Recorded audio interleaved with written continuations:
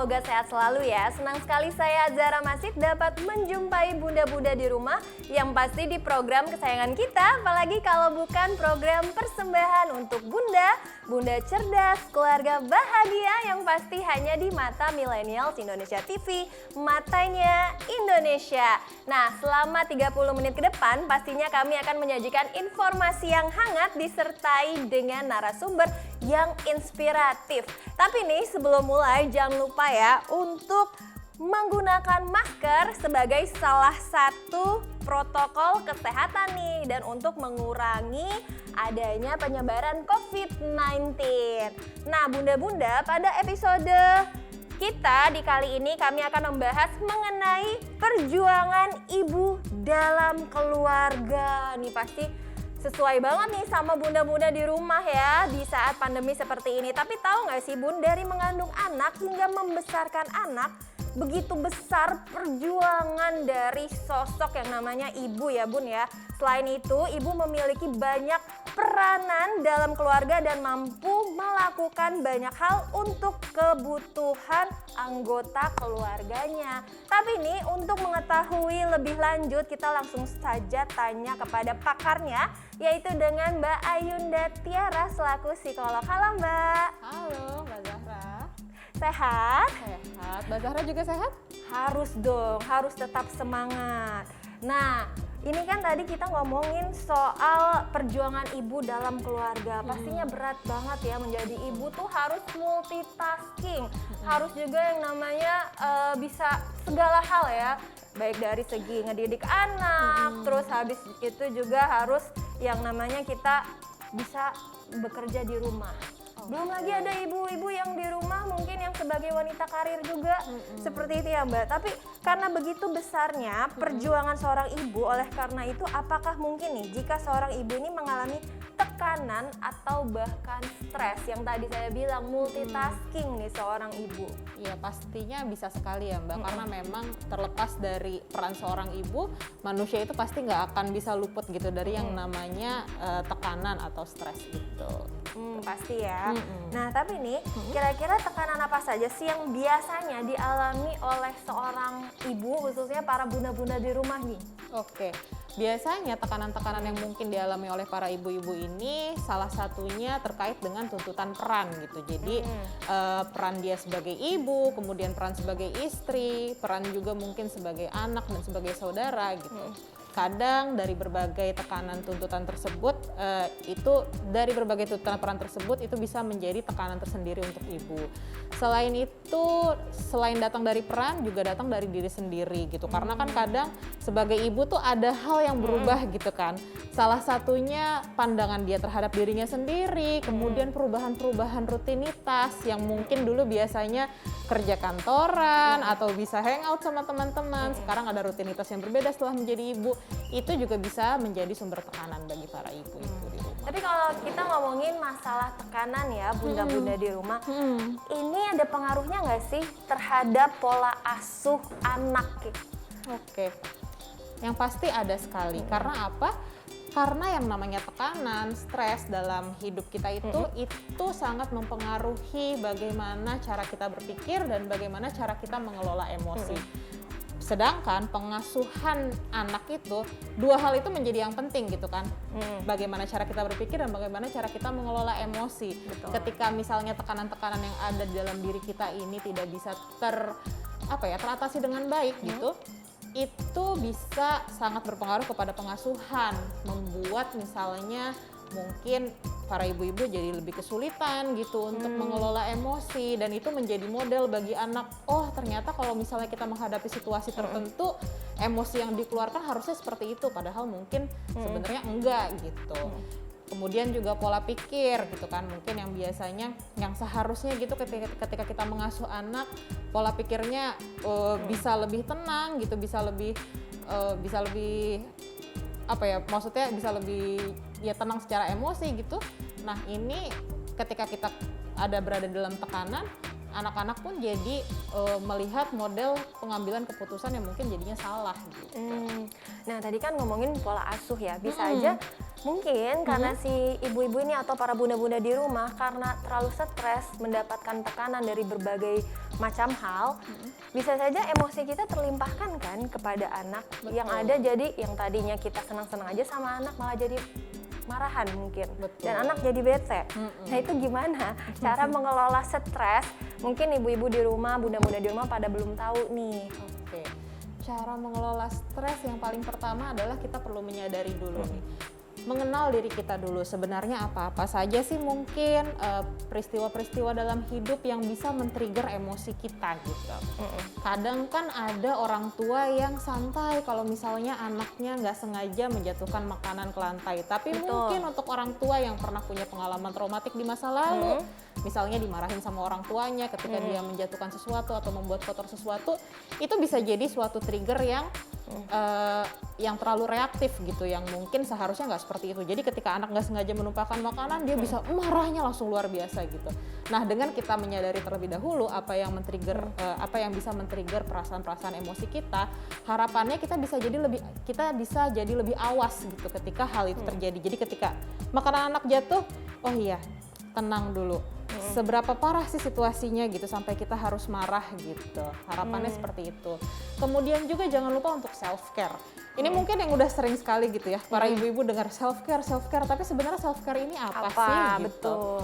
Nah, ketika kita bicara tentang self care sebenarnya yaitu menyediakan waktu sesedikit mungkin gitu di dalam kegiatan sehari-hari, di dalam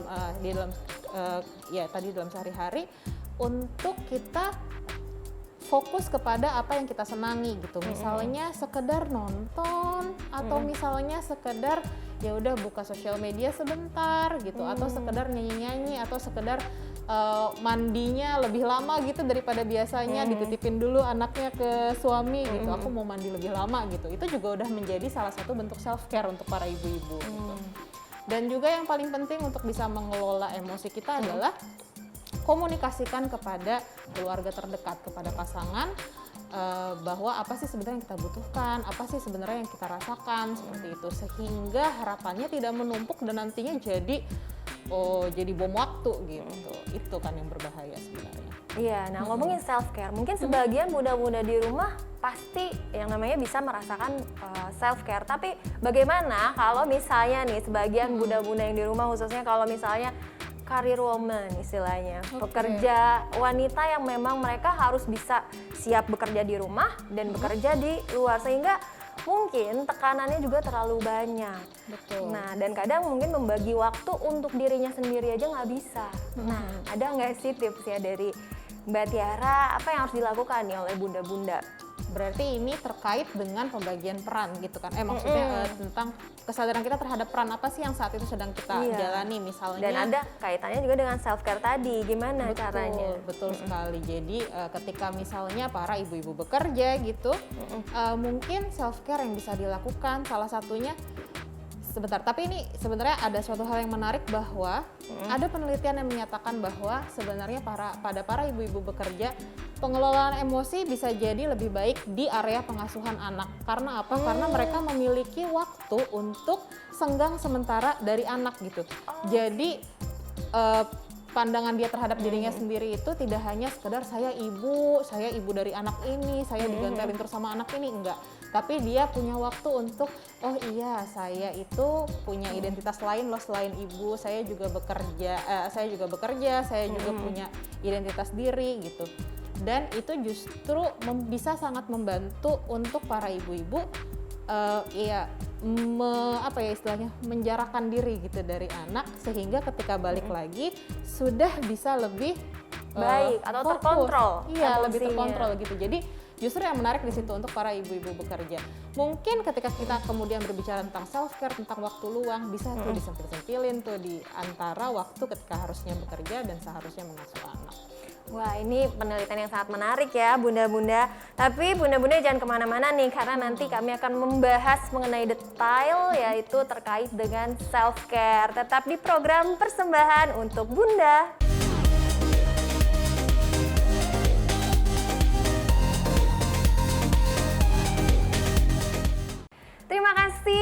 di rumah masih menyaksikan program kesayangan kita, yakni di program persembahan untuk Bunda, dan masih bersama saya Azhara Masid dan juga Saya Ayunda Tiara. ya Mbak Tiara, terkait dengan penelitian tadi. Berarti ibu-ibu yang di rumah aja, berarti tingkat stresnya lebih tinggi dong dibandingkan ibu-ibu yang punya waktu luang di luar atau sebagai kerja wanita. Betul, bisa jadi para ibu-ibu yang stay at home aja itu memiliki tingkat stres yang lebih bukan lebih tinggi juga sih, tapi maksudnya lebih intens gitu terhadap karena keterkaitan untuk tidak adanya waktu untuk menjarakan diri dari anak seperti itu. Tapi kalau misalnya dari tadi yang ibu-ibu stay at home maupun yang bekerja ini, kalau misalnya seorang ibu dapat mengelola stres, manfaatnya apa sih? Khususnya juga untuk keluarga, untuk anak. Manfaatnya yang paling pertama adalah adanya kedekatan atau kehangatan yang lebih baik dalam keluarga. Itu yang paling penting gitu kan, karena ketika ibu-ibu bisa mengelola stres, maka dia juga bisa lebih mengelola perilaku, perasaan, pemikiran terhadap anak-anak, terhadap suami, seperti itu. Dan juga ketika para ibu-ibu itu bisa dan mampu untuk mengelola stres, ibu juga menjadi merasa lebih bahagia terhadap dirinya sendiri. Dan ini lagi menurut penelitian bahwa semakin happy seseorang terhadap dirinya sendiri, semakin happy seorang ibu terhadap dirinya sendiri, maka dia pun juga akan merasa semakin erat dan semakin puas dengan hubungan dengan pasangan maupun juga hubungan interaksi dengan anak, seperti itu. Jadi bisa dilihat bahwa fokusnya itu justru adalah di diri sendiri gitu. Diri sendiri justru yang paling utama ketika kita bicara tentang peran ibu dalam keluarga. Jadi bunda-bunda ya di rumah harus benahi diri sendiri ya. Betul. Untuk menjadi lebih baik, supaya keluarganya juga jadi lebih sehat ya, untuk mengontrol anak-anak, untuk mengawasi anak-anak, dan emosinya juga jadi lebih reda ya. Kalau misalnya si bunda-bunda ini lebih bahagia dan juga happy. Tapi sebenarnya ya Bun, wajar nggak sih kalau misalnya ibu di rumah ini mengalami kelelahan dalam mengurus anak? Oh, wajar sekali. Wajar ya? Wajar sekali. Dan itu sebenarnya nggak masalah? Nggak masalah sama sekali, bahkan justru kita perlu untuk mengakui bahwa kapan sih kita sedang merasa lelah sekali, kapan kita sedang merasa kok kayaknya hubungan saya sama anaknya lagi tidak menyenangkan gitu. Itu penting untuk diakui, karena justru ketika para ibu-ibu cenderung nggak boleh kayak gitu, kita harus bersyukur dengan peran yang kita alami saat ini, jangan mengeluh. Maksudnya kan suka ada gitu kan perkataan-perkataan seperti itu.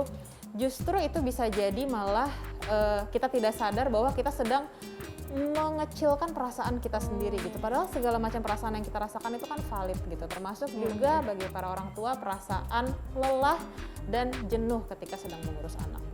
Tapi kalau misalnya ngurus anak, apalagi ngurus rumah juga ya, bukan anak aja kan? Iya, betul. Apa sih sebenarnya penyebab timbulnya kelelahan dalam mengurus anak, atau istilahnya parental burnout? Yang pertama adalah keterbatasan sumber daya mungkin gitu kan.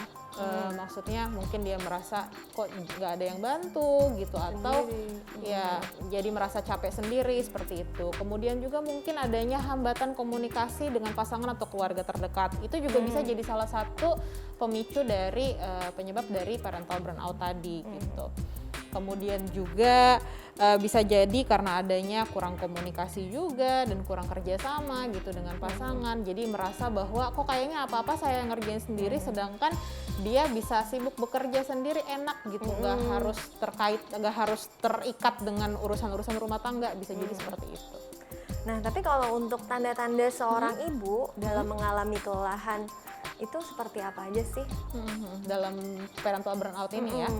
Yang paling pertama mungkin para ibu-ibu bisa juga mengecek apakah misalnya akhir-akhir ini emosinya jadi lebih mudah terpicu gitu. Jadi atau cepat emosi gitu iya, ya? cepat marah, cepat menangis atau sedih untuk hal-hal yang padahal sebenarnya biasanya nggak membuat kita merasa seperti itu gitu.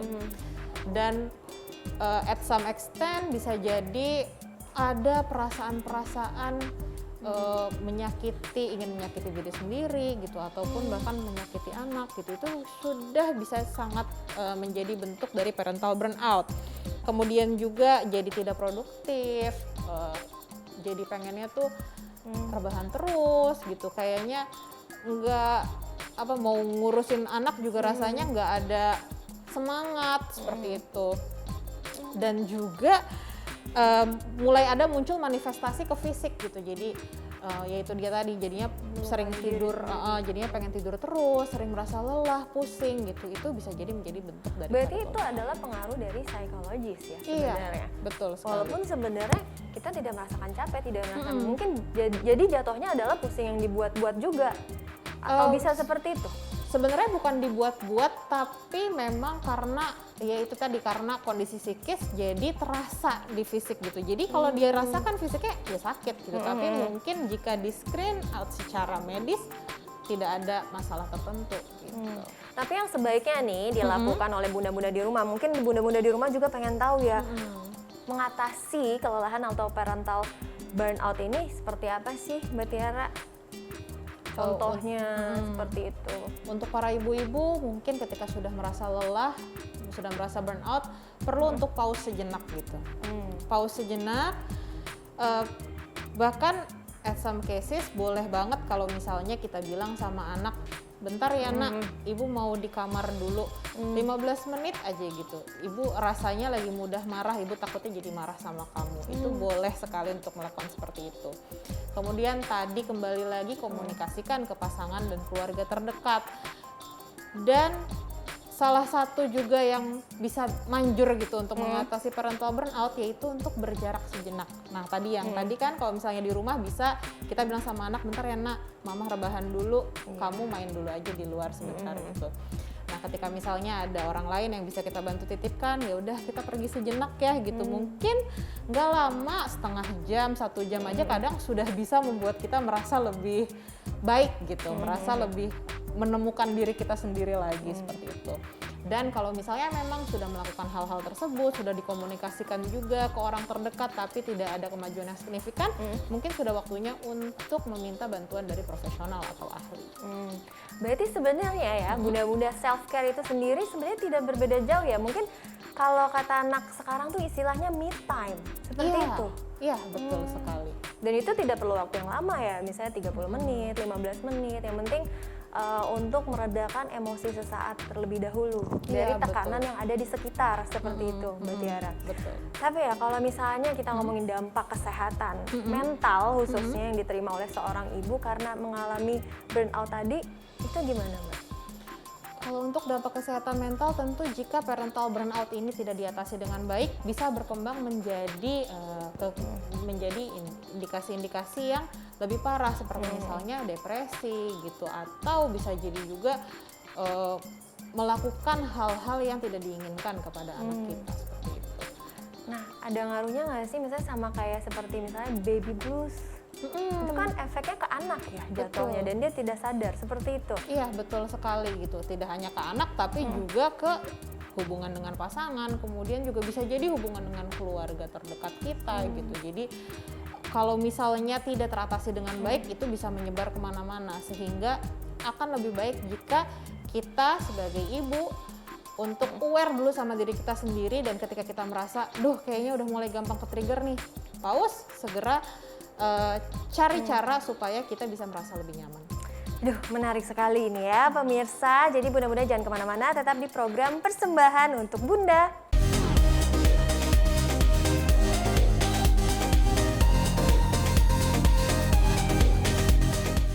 Terima kasih bunda-bunda masih setia di program kesayangan kita, apalagi kalau bukan Persembahan untuk Bunda, dan masih bersama saya Zara Masid dan juga Ayunda Tiara.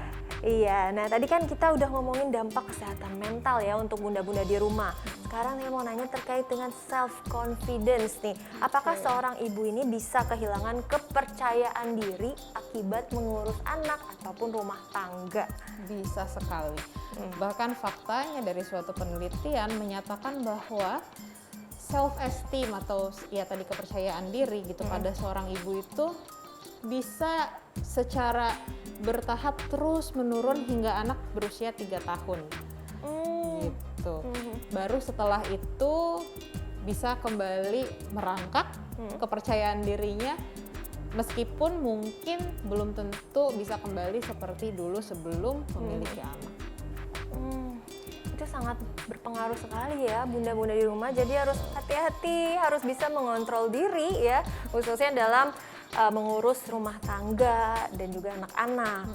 Nah, tapi apa saja sih yang menyebabkan menurunnya tingkat kepercayaan diri pada seorang ibu? Oke. Kalau kita lihat mungkin tadi kembali lagi ke penelitian yang tadi ya, kenapa menarik bahwa kepercayaan diri pada ibu itu cenderung menurun dari anak baru lahir sampai usia 3 tahun. Itu karena yang jelas adanya perbedaan rutinitas yang signifikan dari sebelum menjadi ibu hingga sesudah menjadi ibu gitu. Kemudian kembali lagi tadi ke identitas diri gitu, bahwa ketika anak karena masih kecil kan biasanya cenderung memang jadinya bergantung kepada kita gitu, dan jadinya para ibu merasa bahwa identitas saya kok yang dulu kemana gitu, saya yang dulu sebagai pekerja kemana gitu, sekarang adanya cuman saya sebagai seorang ibu gitu. Itu yang kemudian bisa mempengaruhi kepercayaan diri. Selain itu juga misalnya stigma dari lingkungan sekitar gitu, atau judgement dari orang-orang di sekitar kita gitu, bahwa kok jadi ibu begini, kok kamu jadi ibu begitu, kayaknya harusnya nggak gini deh, kayaknya harusnya nggak gitu deh gitu. Itu sangat sekali bisa mempengaruhi kepercayaan diri. Ini kan ngomongin stigma ya, berarti kan bukan berasal dari perbedaan dia sebelum nikah atau sesudah menikah. Mungkin bisa saja kalau bunda-bunda di rumah nih punya anak 3, terus kepercayaan dirinya mulai menurun di anak ketiga, bisa jadi kan? Bisa, seperti itu. bisa sekali, betul. Dan itu karena stigma lingkungan. Oke, nah tapi untuk yang bunda-bunda merasakan misalnya tingkat kepercayaan dirinya berkurang khususnya dalam rumah tangga, nah saya mau tahu juga nih, mungkin bunda-bunda di rumah juga mau tahu nih Mbak Tiara, kira-kira untuk meningkatkan kepercayaan diri itu gimana sih? Bisa dengan coba mengingat dan menemukan kembali minat diri kita gitu. Karena kadang ketika kita melakukan hal yang sesuai dengan minat kita, itu bisa membuat kita merasa, oh kita mampu ya melakukan ini, oh kita berdaya ya, dan itu bisa membantu untuk meningkatkan kepercayaan diri kita. Kemudian juga misalnya kita inisiatif sendiri untuk listing apa saja sih hal baik yang sudah kita lakukan selama ini gitu. Terkait misalnya peran kita sebagai ibu, apa yang sudah kita lakukan sejauh ini, dan bagaimana itu bisa mempengaruhi anak dan keluarga kita, seperti itu. Sehingga kita bisa melihat nih sejauh mana sih sebenarnya kita itu berperan besar loh gitu. Mungkin untuk saat ini kita hanya berperan di keluarga kecil, tapi nanti ketika anak sudah bisa lebih besar, sudah bisa lebih mandiri, kita bisa lagi kok kembali misalnya berkarya di lingkup yang lebih luas, seperti itu, menyadari hal-hal seperti itu. Nah tapi ya Mbak Tiara, kira-kira apa nih yang akan terjadi jika kepercayaan diri seseorang ini atau seorang ibu ini tuh rendah? Bisa sangat mempengaruhi pengasuhan ya. Ketika misalnya ibu merasa tidak percaya diri, bisa jadi ibu mungkin jadinya pengasuhannya nggak bisa tegas, jadinya pelin-pelan gitu, karena dia nggak betul-betul tahu sebenarnya apa sih yang aku mau gitu, dan sebenarnya harusnya kayak gimana sih gitu. Itu kan mempengaruhi kepercayaan diri juga sebagai seorang ibu. Begitu ada yang bilang kayaknya harusnya gini aja deh, kayaknya harusnya gitu aja gitu. Soal pengasuhan jadinya bisa jadi pelin-pelan dan tidak tegas gitu pada anak. Nah, kalau ngomongin kepercayaan diri, mungkin Mbak Tiara juga suka nggak nih, banyak kan orang tua, mungkin orang tua kita dulu juga suka ngomong, maaf ya ibu belum jadi ibu yang terbaik, atau maaf ya ibu belum bisa belikan ini, belum bisa belikan itu. Apakah itu termasuk dalam kategori kurangnya kepercayaan diri sebagai orang tua? Kalau dari sisi pandang saya, mungkin sebenarnya bukan karena rendahnya kepercayaan diri, tapi karena awareness bahwa itu suatu hal yang baik gitu, karena menjadi awareness bahwa oh ya orang tua juga bisa salah gitu. Orang tua juga mungkin bisa jadi memberikan atau melakukan sesuatu yang membuat anak merasa tidak nyaman gitu. Harapannya sih ketika orang tua berbicara seperti itu, akarnya dari situ gitu.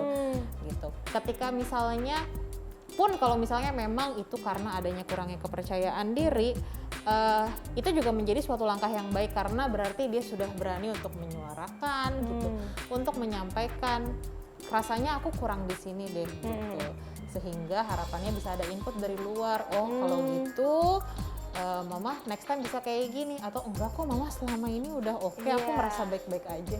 Berarti jadi enak ya komunikasi dua arah juga sama anak, ataupun hal tersebut juga bisa dilakukan juga sama pasangan ya. Betul, untuk mengatasi manajemen atau mengelola stresnya bunda-bunda di rumah. Nah, tapi ya ini seberapa penting sih sebenarnya tingkat kepercayaan diri ini kalau misalnya ngomongin skala 1 sampai 10 kira-kira berapa penting? Oh 10. 10. Pastinya 10 gitu. Karena ketika kita percaya diri, ketika kita mampu untuk menampilkan diri kita dengan baik gitu ya, itu bisa menjadi model bagi anak untuk self confidence-nya dia juga gitu.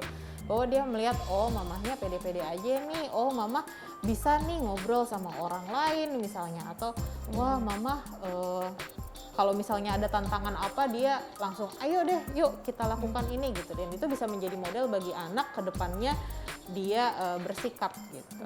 Nah, untuk meningkatkan kepercayaan diri bagi bunda-bunda di rumah ini kan perlu yang namanya adanya support system juga, khususnya dari keluarga ataupun dari pasangan seperti itu. Kira-kira support system apa sih yang harus dilakukan dalam sebuah keluarga ini untuk membentuk misalnya bunda menjadi lebih percaya diri dan lebih aware khususnya di dalam keluarga? Oke. Yang pasti untuk memberikan ruang kepada ibu untuk misalnya berkarya atau melakukan hal sesuai dengan minatnya sendiri gitu. Itu support yang paling penting karena tadi kembali lagi ke kebutuhan ibu untuk melakukan self care dan me time. Kemudian juga memberikan apresiasi gitu ya. Kemudian memberikan keterbukaan kalau misalnya memang memberikan ruang gitu untuk ibu menyampaikan pemikiran dan perasaannya tanpa kemudian kita kasih komentar atau kasih judgement seperti itu. Ini kan perjuangan ibu ya, dan terus juga misalnya mereka mengalami berbagai macam tekanan, kelelahan, tapi sudah diberikan support system dan adanya komunikasi juga diperlukan. Tapi nih Mbak Tiara, apakah mungkin perlu dalam sebuah keluarga itu adanya asisten rumah tangga atau istilahnya pembantu yang memang membantu ibu agar tidak kelelahan? Jika memang memiliki sumber daya yang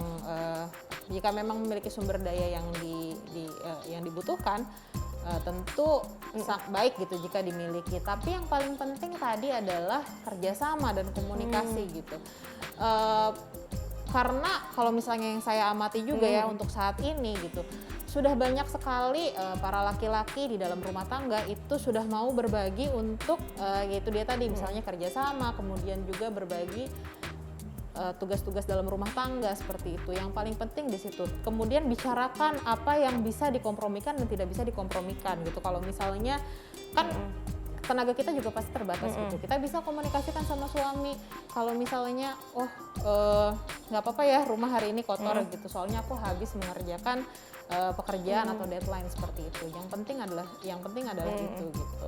Jangan sampai juga kemudian karena nggak ada ART gitu, kemudian jadinya malah jadi blaming satu sama lain. Nah, terakhir nih buat bunda-bunda di rumah, kira-kira pesan untuk bunda-bunda terkait dengan perjuangan ibu dalam keluarga. Silahkan Mbak Tiara. Oke, yang paling penting itu adalah happy mom, happy life gitu ya. Happy mom, happy life. Itu kenapa menjadi penting? Karena memang ketika ibu merasa bahagia, ketika misalnya ibu merasa cukup dengan dirinya sendiri, ini bicara tadi kembali lagi ya dengan dirinya sendiri, maka dia pun juga akan merasa cukup dengan pasangan, dia akan merasa cukup dengan anaknya, dan juga ketika menemukan ada hal-hal yang rasanya tidak sesuai, bisa lebih produktif untuk mencari solusi gitu. Jadi nggak cuma hanya sekedar kok hidup aku kayak gini ya, kok anak aku kayak gini ya, tapi ketika ibu sudah merasa cukup dengan dirinya, dia akan lebih berpikir, oh iya, apa yang harus aku lakukan ya supaya ini bisa menjadi lebih baik gitu. Pasti banyak tema yang seru-serunya yang pastinya hanya di Mata Millennials Indonesia TV, matanya Indonesia, dan saya Azhara Masid bersama dengan Ayunda Tiara. Kami pamit undur diri, bye-bye.